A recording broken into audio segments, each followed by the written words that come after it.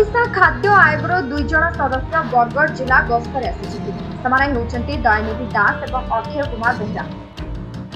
आज गस्तर प्रथम दिन में सोहेला ब्लॉक अंतर्गत केन्द्रमुंजी गरभणा ग्रामांचल अंगनवाड़ी केन्द्र गरभणा सेवाश्रम चिचिंडा उच्च प्राथमिक विद्यालय किचेन गाजेट एवं चिचिंडा स्थित छतुआ प्रस्तुति केन्द्र को जाई परिदर्शन करथिले।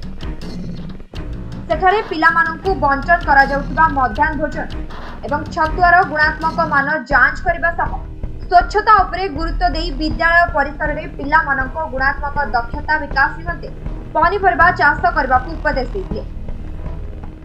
आज आमे सोहेला ब्लॉक जाइथलु। दयानिधि दास सदस्य ओडिशा स्टेट फूड कमिशन,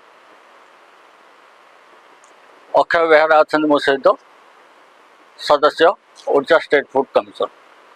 आम आज जाइलु सोहेला ब्लॉक रो विभिन्न अंगनवाड़ी केन्द्र, आश्रम स्कूल,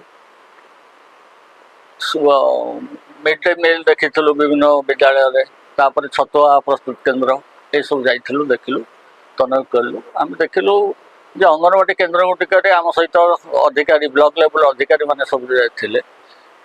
अंगनवाड़ी केन्द्र सुव्यवस्थित करने आमको सीडीपीओ एवं सुपरवाइजर दायित्व अधिक रोचे। अक्षय कुमार बेहरा, ओडिशा राज्य खाद्य आयोग सदस्य। आम आज आमर दयानिधि सार सहित बरगढ़ जिले में आसी टूर करूँ, जो थी कि आम कि अंगनवाड़ी स्कूल, आश्रम स्कूल एवं छतुआ प्रस्तुत केन्द्र ये सब भ्रमण करूँ। सेठी जो गुड़ाक सब त्रुटि विच्युति रही से सुधारा परामर्श देचु। विशेषकर आम ध्यान दौचु जे केमती हाइजेनिक खाद्य पिला माने सब पाई परिबे ता ऊपर आम ध्यान देचु।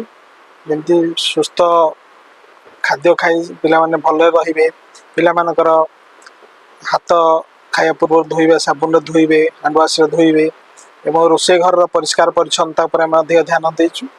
जे जाफल कि से माने पिला माने भल खाद्य खाई सुस्थ रहिबे, सेतिपय आम समस्ते जत्न नापी सबू शिक्षा अनुष्ठान, अंगनवाड़ी केन्द्र एवं आमर जो अच्छी सेवाश्रम स्कूल परामर्श देचु।